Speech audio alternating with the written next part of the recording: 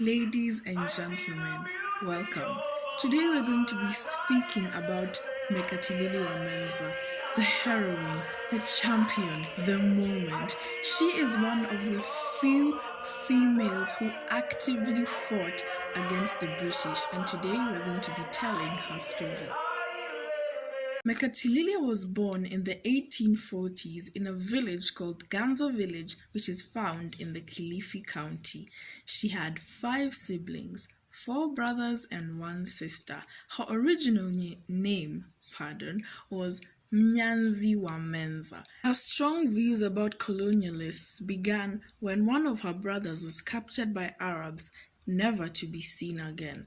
This heartbreaking ordeal is what led Mekatilili to want to fight against these people who came into their home, took their land, and took their people. The fight began in 1910 to 1912. Mekatilili was well known by the European colonialists that she loved face-to-face confrontation. Most of the other African leaders loved to send their minorities or to sign treaties, but she loved to face these colonialists and tell them what was on her mind. Such an ordeal was seen when she faced a colonialist by the name Arthur Champion. While she was confronting Arthur Champion, she slapped him, and yes, it was a very shocking moment, and she was arrested, but it proved to the colonialists and to her fellow Africans that she was a force to be reckoned with. In 1914, Mekatilili called the youth of her Ganza village and she administered an oath.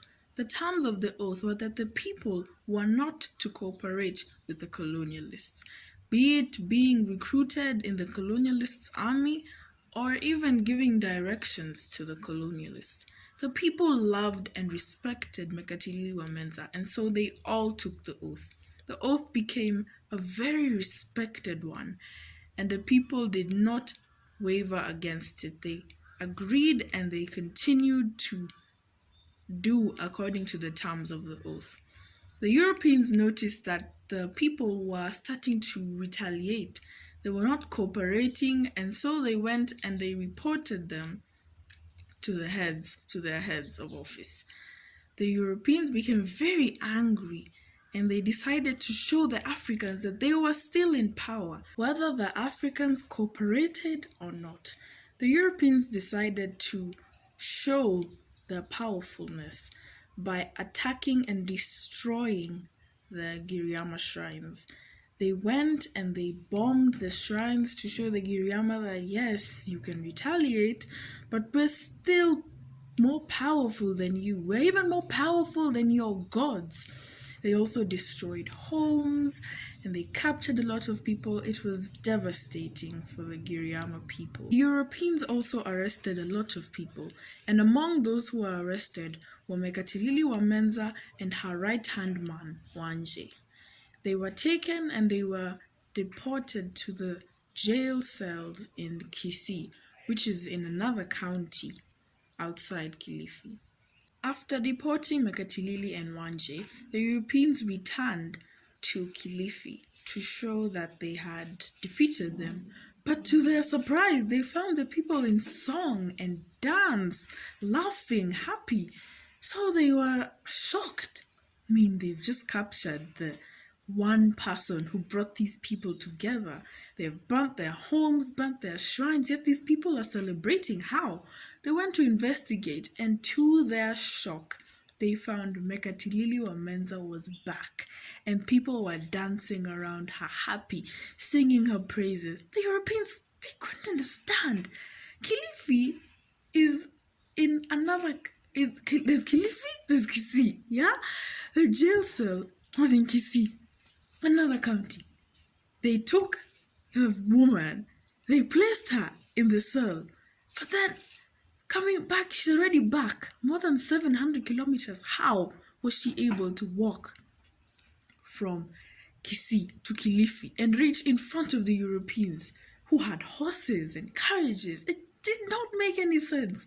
So the Europeans went back to Kisii and they asked the people who they left in the prison cells, is Mekatilili Menza here? And they said, no, she escaped. She escaped and we could not stop her.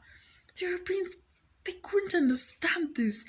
And so it was so fascinating because really they've never known how she was able to escape and reach before the Europeans. Maybe she had help, maybe there was an underground route, they didn't know.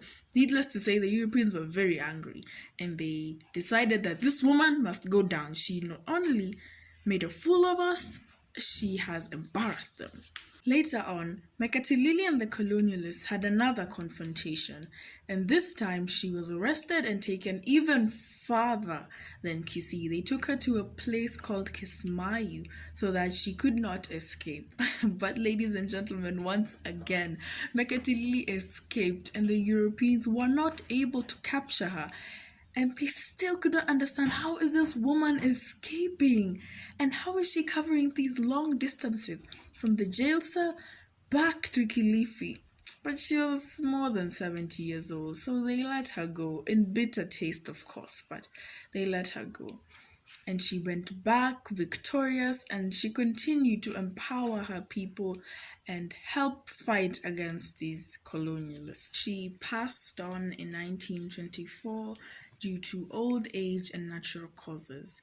Needless to say that Mekatilili or Menza is someone we should emulate in our present day life, to always push despite the struggle, to stand out. In a world of men, she was a woman. She stood out. She decided she wants to fight for what she wants and she won't let anyone dissuade her. There was this story that she told the men if they don't want to fight against the Europeans, they should go and cook in the kitchen and the women will go and fight. And the men were very offended, but it really shows you that she was not afraid to say what she wants, and that's so inspiring. I hope you are also inspired and we will continue to celebrate Mekatilili in our present day life. Thank you. I'm Tamam Mudama, and that was the story of the heroine, Mekatilili Menza.